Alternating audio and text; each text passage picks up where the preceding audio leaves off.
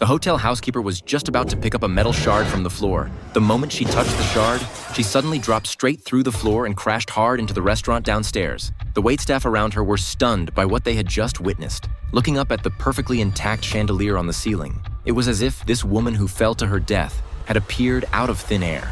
The police rushed to the scene and immediately sealed off the area. They discovered that piece of metal hovering above the floor. The police instantly realized that this shard was not something from Earth. After locking onto the shard with specialized instruments, the shard temporarily lost its levitation properties. The police then used tools to pick it up from the ground, sealed it inside an isolation container and took it out of the hotel. However, before they could figure out what had happened there, 2 agents received a new report. A woman's corpse was floating above a farm. Brian reached out to feel around the body and found nothing unusual in the air around it. It was obvious that this woman's corpse had inherited the mysterious shard's ability to float.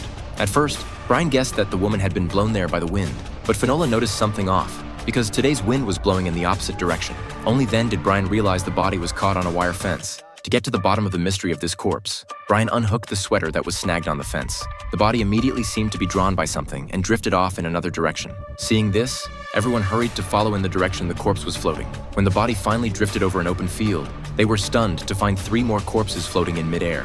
The horrifying sight in front of them left everyone at the scene completely shocked. To quickly uncover the truth, they brought all of the bodies back to the lab. But after the medical examiner finished examining them, he discovered that even though these corpses had no heartbeat, their cells and brains were still functioning normally. From a biological standpoint, these people weren't completely dead at all. They could even wake up again at any moment. Just as everyone was feeling confused, one of the corpses suddenly opened its eyes.